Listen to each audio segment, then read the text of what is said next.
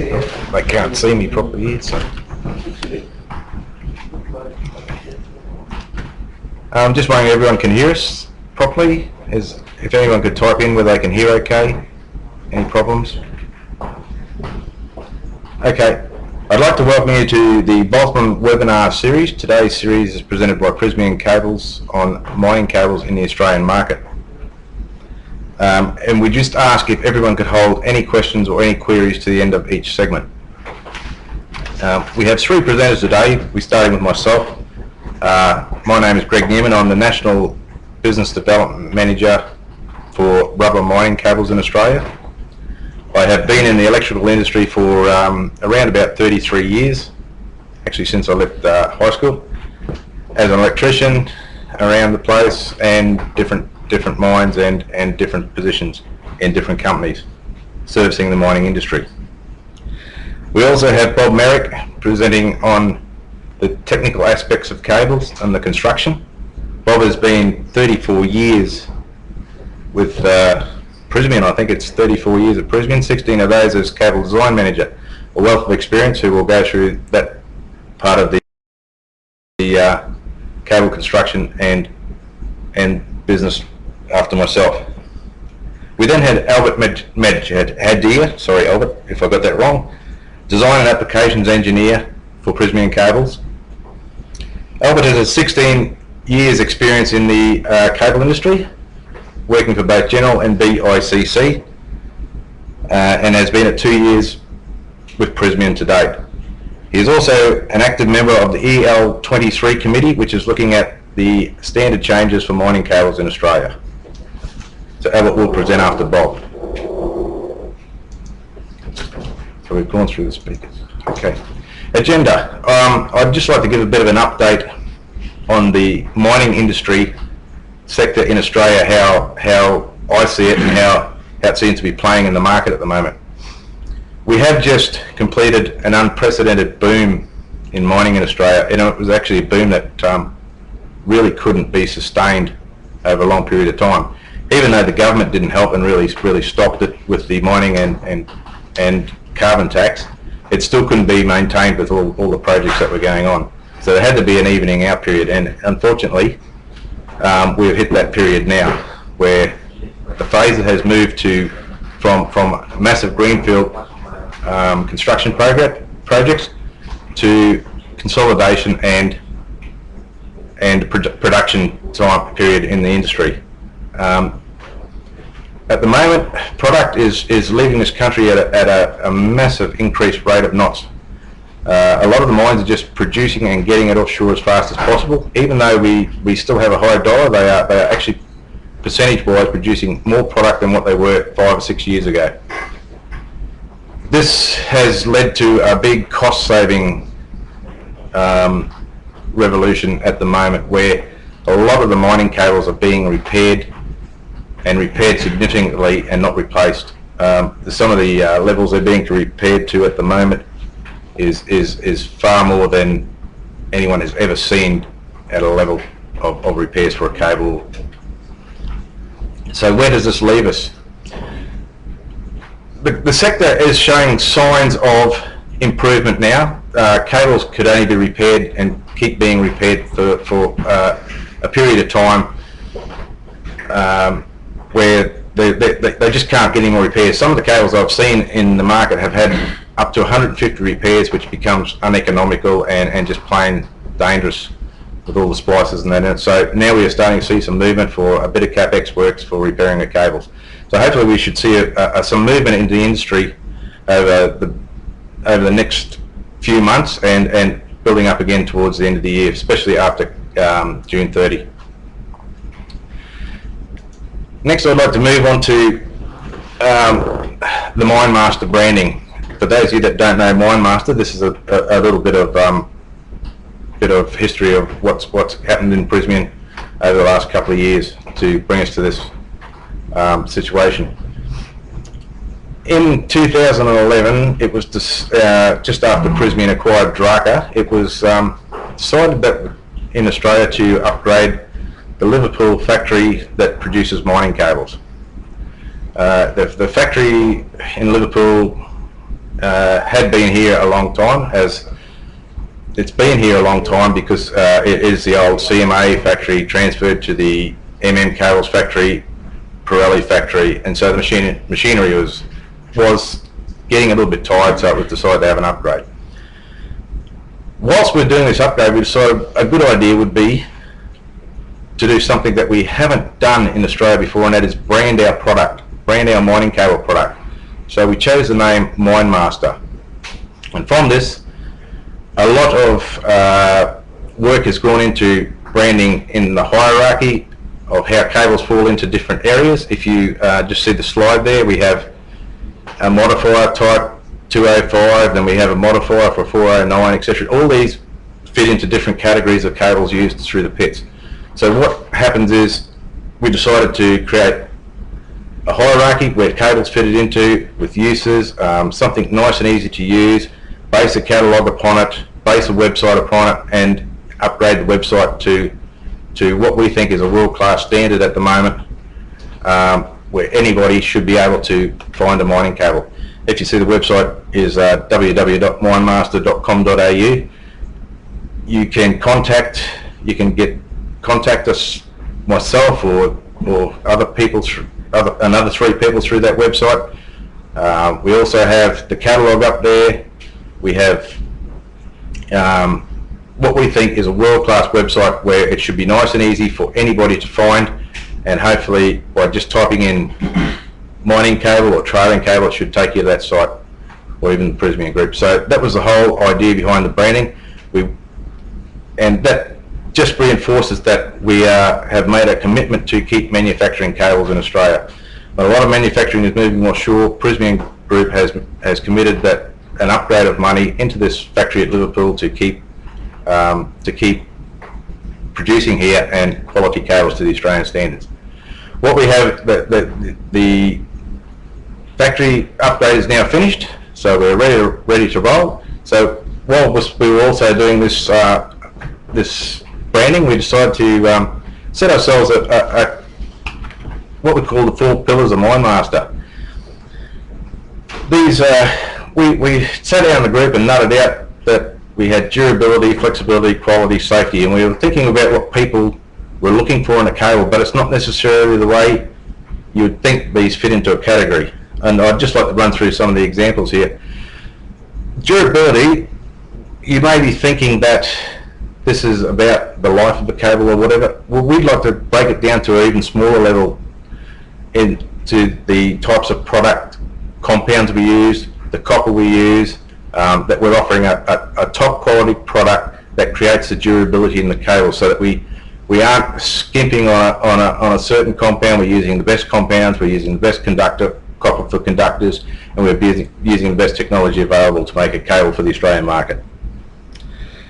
Flexibility is not built around the flexibility of the cable or how flexible it is. It's the flexibility of us coming up with solutions for the problems of a cable design that you want. How R&D and testing facilities can help give you a flexible solution to your problems. It's got nothing to do with the flexibility of the cable, even though the cables are very flexible. It's meeting the state and federal legislation and the flexibility of us being able to meet your requirements. Quality. Quality is built around our quality management team more than the quality of the cables, because without a good quality management team, you don't have a quality product. We like to think we've got a great quality team here in Prysmian, in Liverpool, to try and give you the best product, to make sure that the product is the highest standard before it even leaves the factory. Having said that, backup and service after with these people is also paramount, so we focus very, very heavily on this quality team that we have, and they bring a lot of wealth of knowledge. A lot of them have been here a long time, and they know these products backwards and know what they're looking for. Safety is built around Prysmian cables in Australia, building cables to the Australian standards and meeting those standards on a continual basis. As you know, Australia at the moment has some of the most stringent safety standards on the standards in the world. This may change in the future, but at the moment these are the standards we have to meet and we have to produce to. So that is the safety aspect of our cables. Has anyone got any questions on any of that, or no? Well, hang on, James. You got a question, James Brando?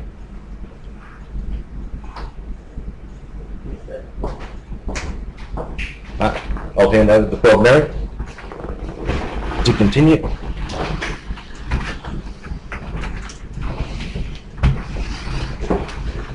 Excuse the change of positions.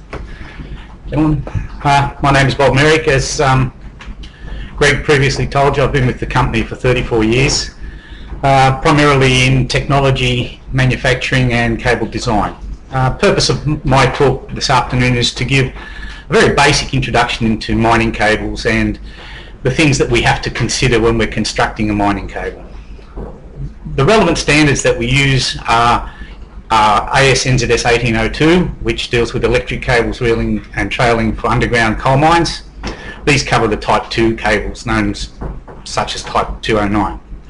We also deal with AS2 NZS 28002, which is electric cables reeling and trailing for mining and general use, for other than underground coal mining.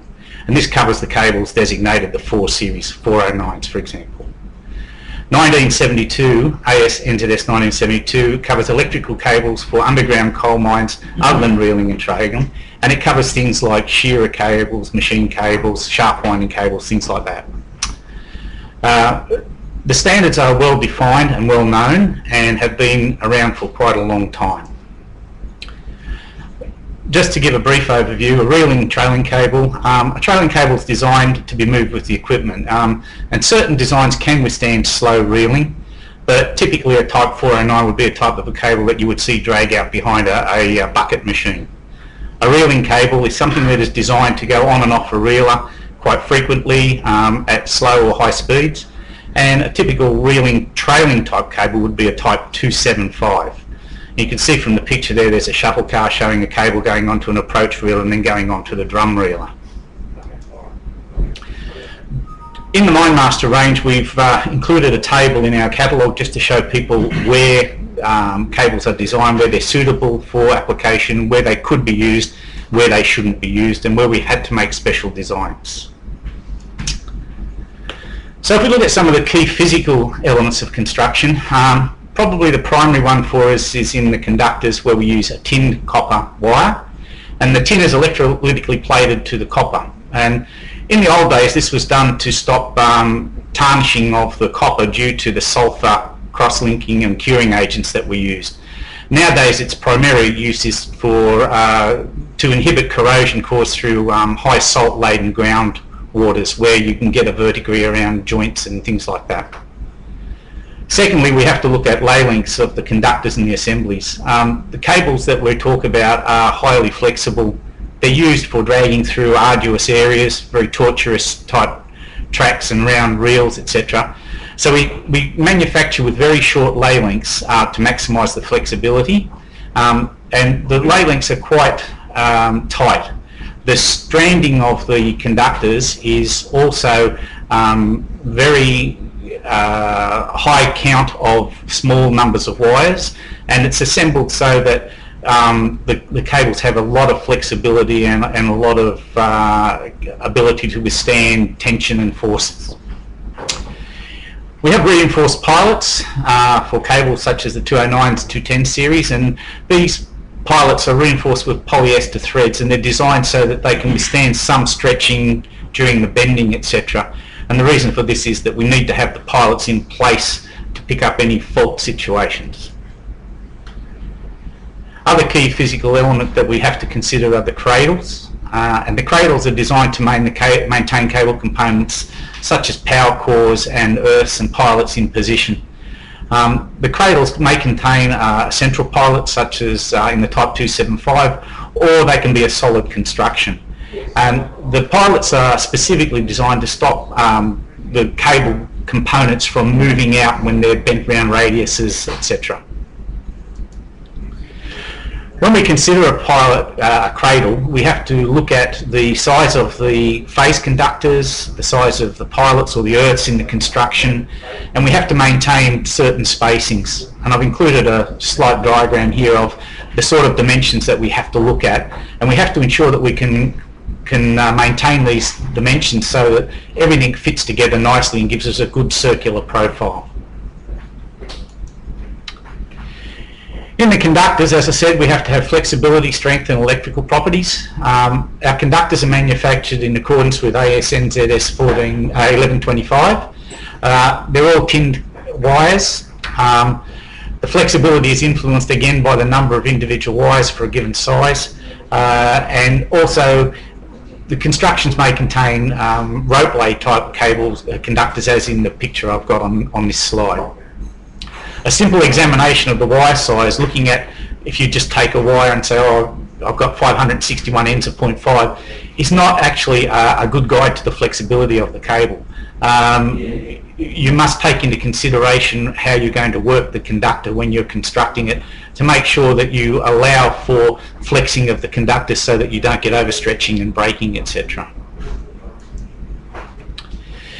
In coverings, we're governed by AS/NZS 30808, and this standard is the standard that gives us the minimum constraints that the various insulations and sheaths have to meet to be suitable for their application. And the standard takes into consideration such things as tensile elongation, aging parameters, electrical properties of semiconductives. And within 30808 and relating to the standards we're talking about, we have a range of compound designations going from V90, which is a PVC, through to the XRE P90s, which are the red identified range, and they're all insulations. And then we have the XHD85 PCP polychloroprenes, etc., CPEs, which are chloropolyethylenes, which are the sheeting compounds which have very good resilience to abrasion and immersion, etc. Some of the tests that the actual materials have to go through are demonstrated here on two slides, and you can see from the slides that we have both physical properties before and after aging, electrical properties, tear resistance, abrasion resistance testing. All of these testing are laboratory based, and they're all on materials either on plaques or off samples taken from the cables. We have to consider screens, and screens again have to be thought about in terms of flexibility, strength and electrical properties. And screens can be metallic, extruded polymerics, polymer tapes or composites where we have an extruded layer with metallic and polymer component on them. The screen lay lengths are all governed by the standards and are all designed again to allow good flexibility and to preserve electrical integrity and physical parameters of the cable. Armours and reinforcements are basically designed for flexibility and strength. Armours are metallic, reinforcements are textile and can be nylon or polyester type yarns. Metallic armours are found primarily in the 1972 cables, where the armour gives a very good protection against damage from structural forces like impact and crushing. Reinforcements, because the cables are subject, as I said, to harsh wear and tear, the designs employ either a nylon textile type woven polyester tape or an open braid of Kevlar, and the reinforcement is there to enhance the sheath's mechanical strength, and it improves the resistance from such things as crushing, stretching and tear propagation. If we move on to things like key electrical elements of construction, probably the most important one to us is in the cables of the 1802 category, where we have to have electrical symmetry. It's very important that we avoid induced voltage in the components other than the phase cores. And the reason for this is that should we have machines that are at different earth potential in an underground mine, and we have an area where they may touch or come into close contact and a spark could occur, we could get an explosion with very serious consequences. Many times we'll be asked to look at cables for people and they'll be wanting extra things to be put into the cable for specific applications. primarily when that happens with particularly underground mines, we're always very, very conscious of the fact that we have to maintain electrical symmetry at all times. Pilot cores are there for earth continuity protection. Earth continuity is established by a loop current through the pilot core, and what happens is a low voltage signal is put through, and should a fault occur, a measurement, a preset value is set, and a register happens, and we know that we have a fault, and we can take action before we get damage to the cable or an explosion. A little bit about screening. Bending of conductors under tension accelerates the breakage of individual wires. So screens are developed to ensure that should a fault occur, should a break occur, the fault current is taken to earth before any real damage is caused. All power cores above 3.3 kV shall be screened by the legislation. So when we look at earthing, we're talking about mining protection. Earth screens can be taken around each individual power conductor, such as in the Type 209s, or you can have individual earth cores with semiconductive extruded layers and then a full semiconductive extruded covering envelope. The cables are designed to be solid in construction to avoid crushing, so all of the internal fillers, etc., are fully extruded fillers and semiconductive. Screens are designed to ensure that if a cable gets damaged, the most likely type of fault you're going to incur is an earth fault. And combining the earth fault limitation and the fact that most likely faults is going to be relatively low energy earth fault, it limits the likelihood of a major catastrophe or a fire. And combined with fast-acting protection gear, you've got a very good reduction in the chance of electrocution. Just to finish off, just looking at voltages, the cables in the 1802 and the 2802 range are designated as phase-to-phase voltage, so they'll be rated at 1.1 to 1. kV up to 11 kV, etc. Their AC cables are specified in these standards are suitable for non-effectively earth systems. They're not, however, intended for continuous operation. In other words, you can't run them continually with one phase earth. And the voltage designation considers system voltages up to 9.1 variation from that designed.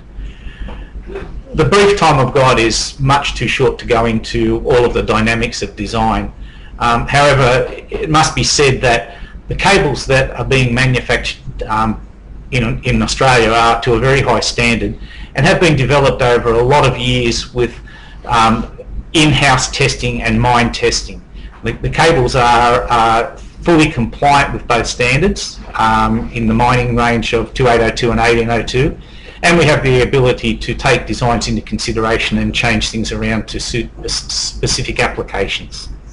So with that, I'd like to just ask if there's any general questions. If not, I'd like to hand over to Albert who can take you through standards. Okay guys, thanks very much for your time.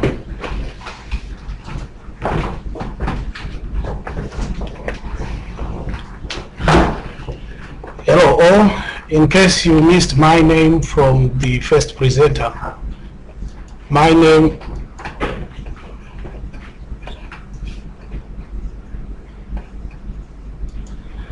is Albert Majadire, and my role with Prismian Group covers cable design and applications engineering for Australia and New Zealand.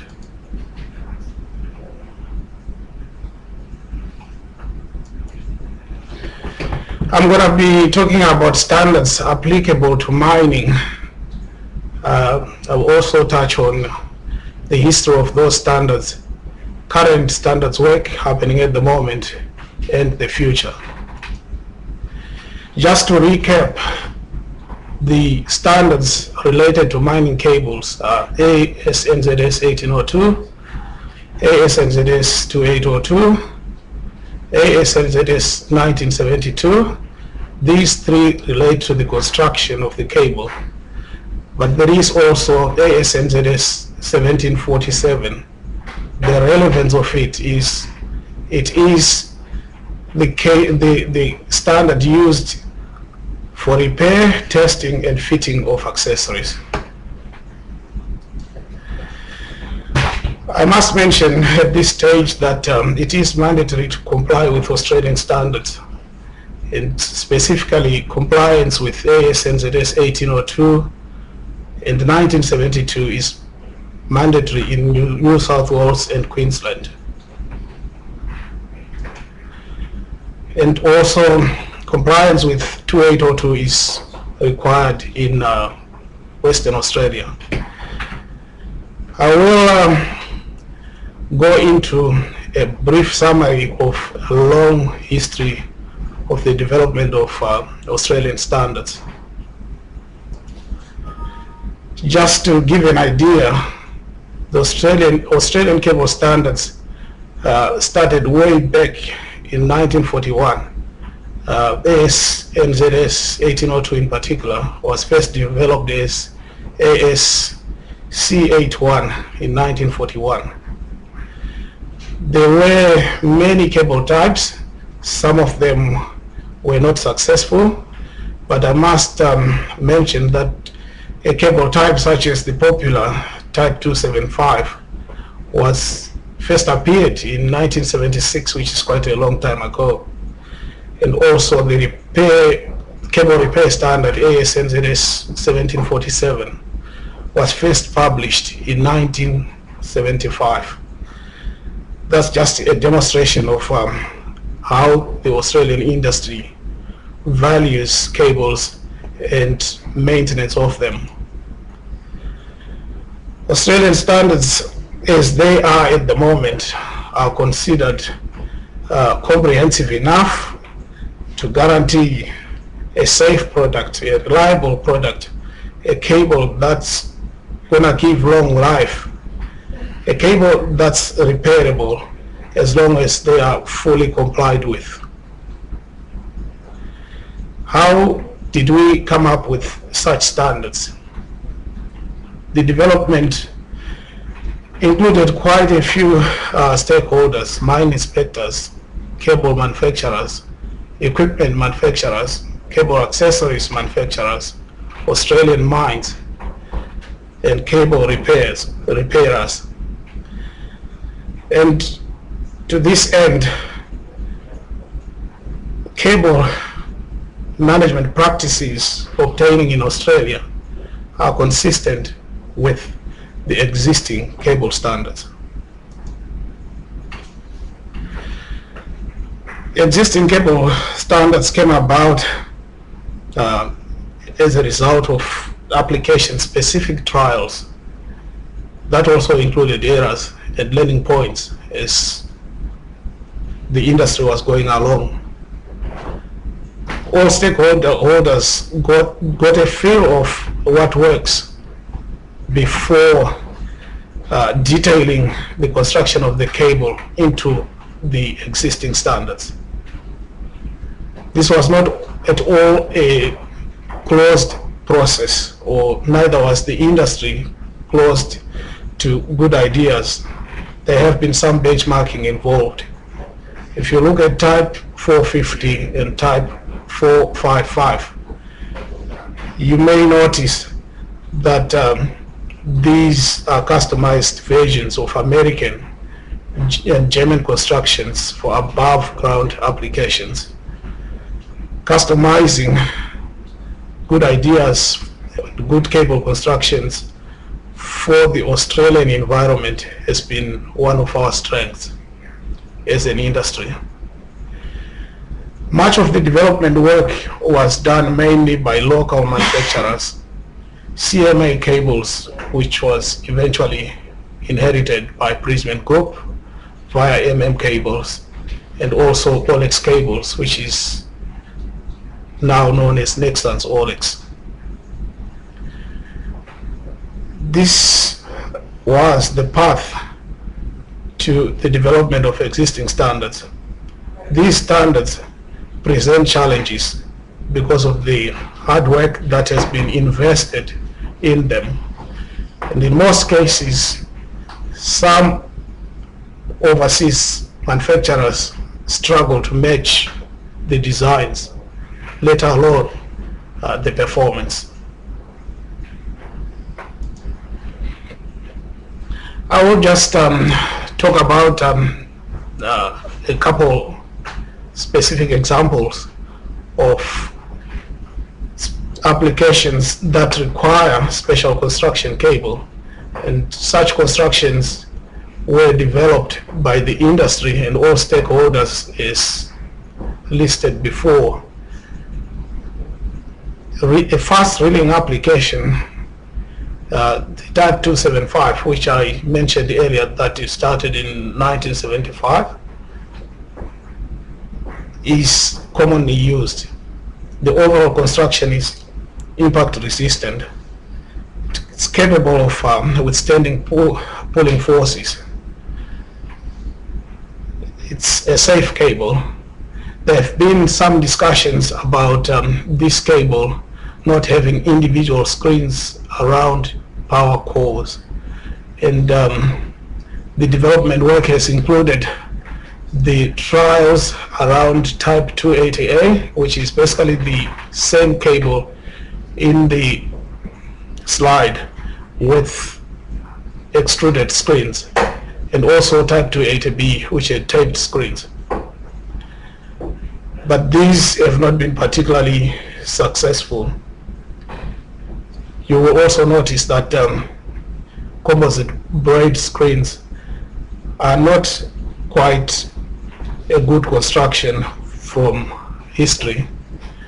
One of the challenges that we have with fast reading cables is that the bigger the cable, the less you can put on a reeler.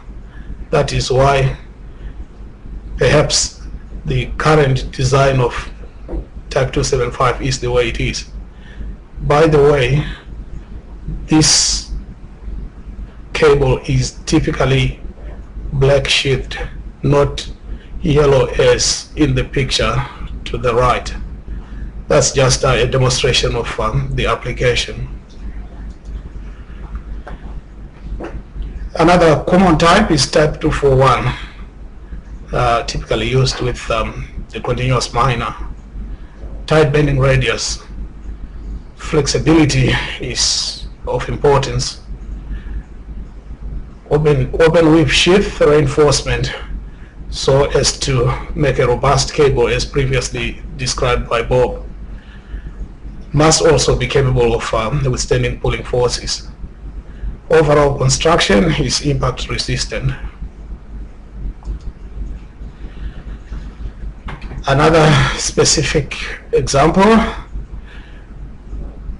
of cable development that has ended up in the standard is the Longwall shearer. Typically you have very tight bending radius when the shearer is at the extreme end of the long wall. So flexible is not good enough for this application. You will hear such words as ultra flexible being a minimum requirement.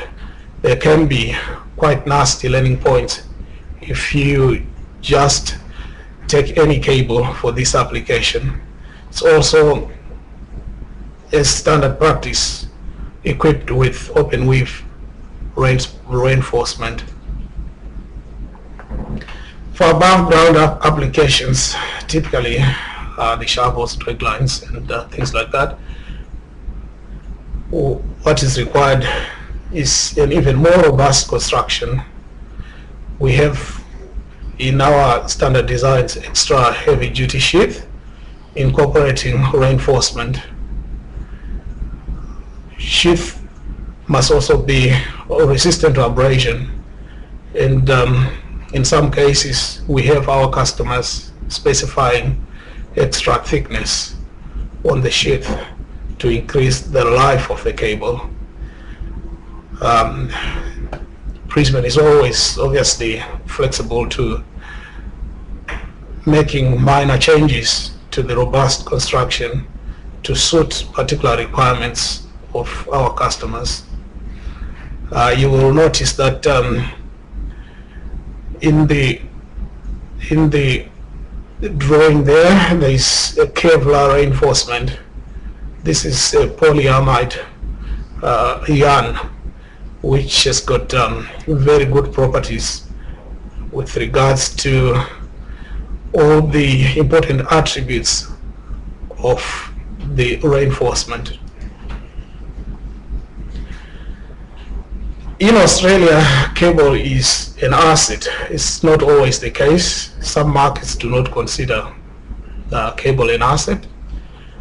So for us in Australia, cable must be repairable, and there's a set of procedures that are followed to repair cable. These are detailed in ASMZS 1747. One of the basic rules in this standard is that you shall not join together cables of unlike cable type, materials, voltage rating, construction, or conductor size.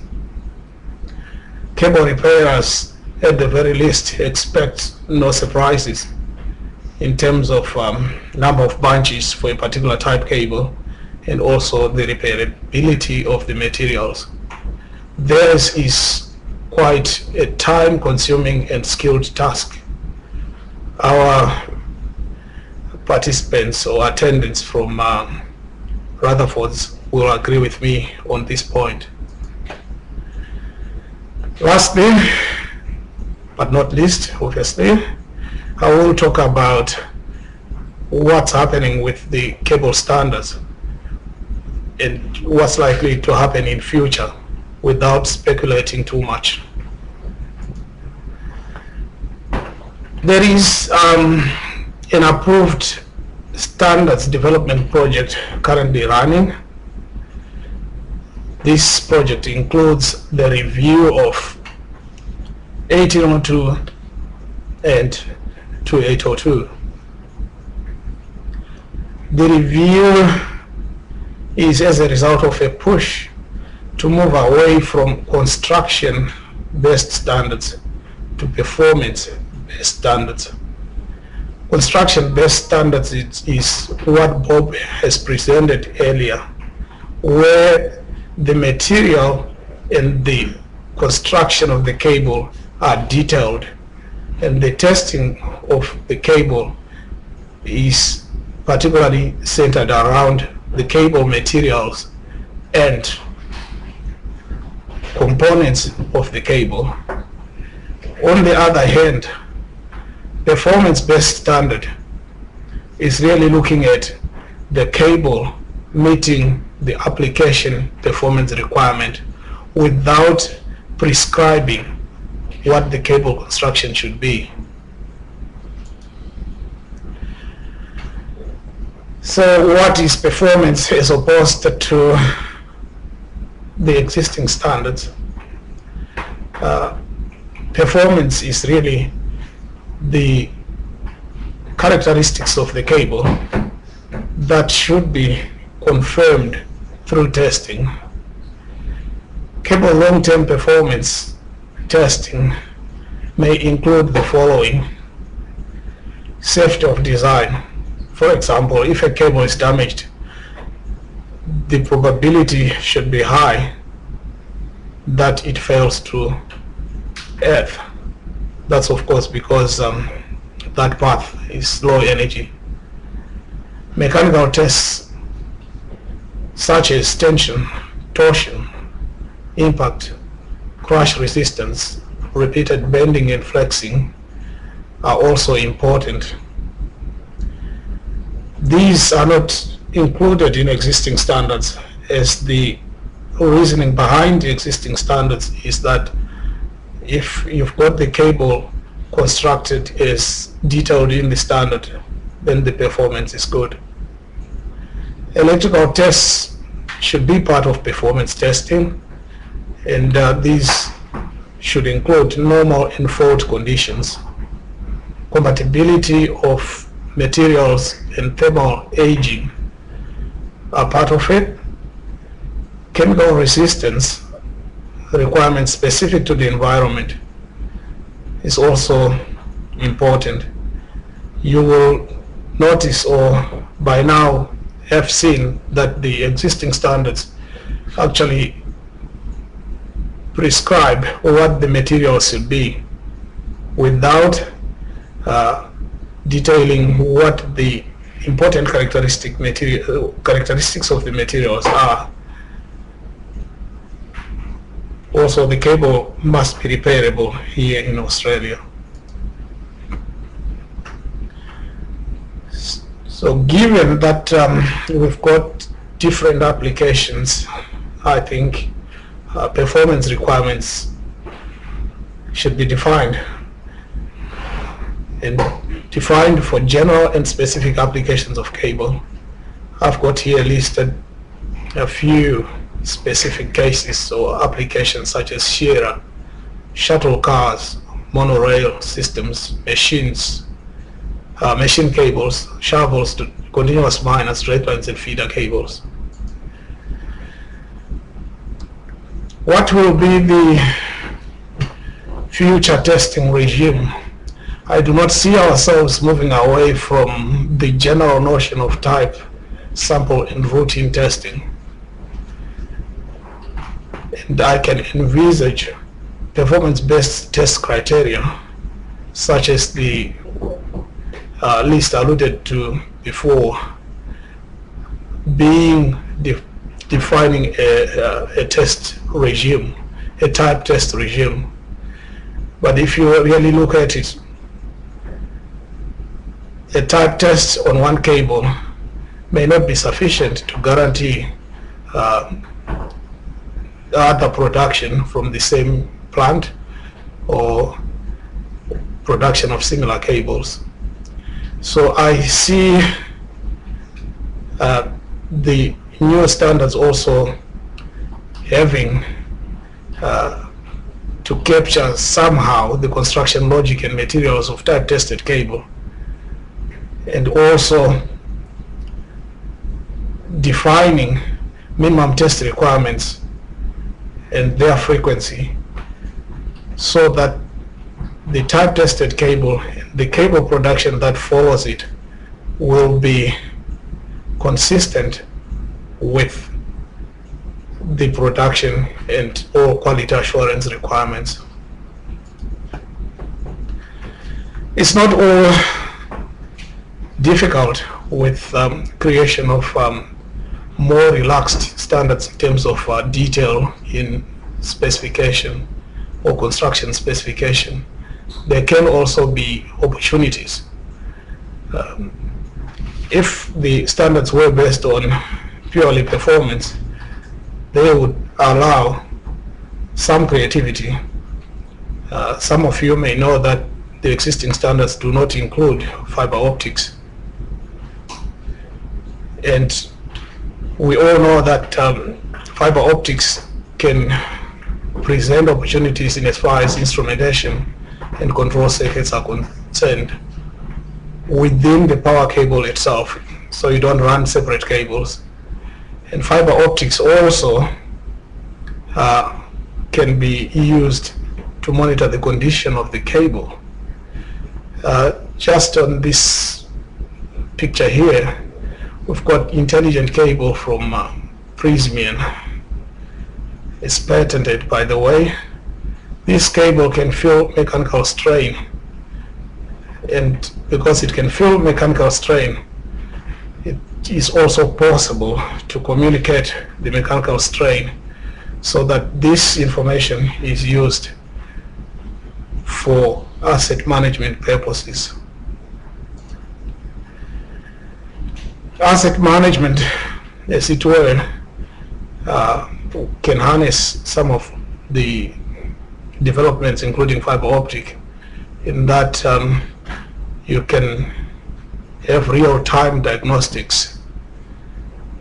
Because you know what's happening to the cable, you can also improve the maintenance program so as to avoid unplanned costly downtime. With the Prysmian system, the cable plus the measurement device and PRISM and service personnel do present an opportunity for end users to incorporate this service in their asset management regimes.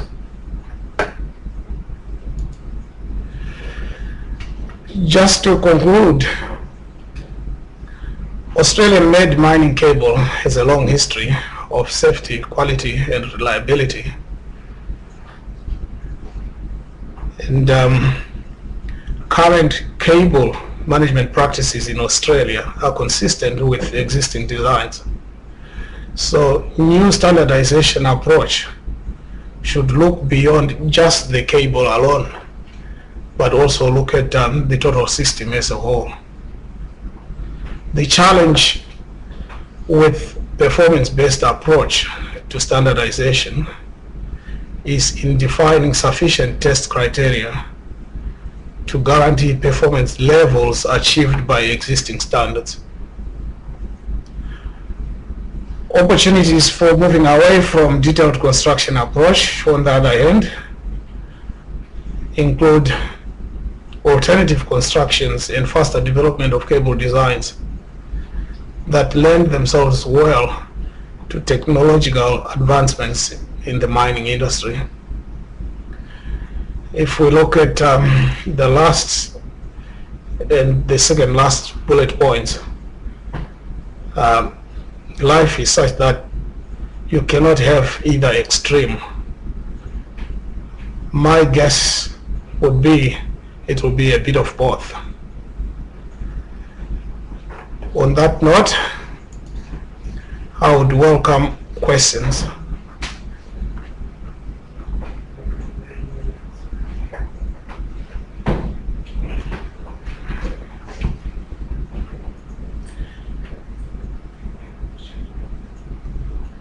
If there are no questions, I would like to thank you all for attending.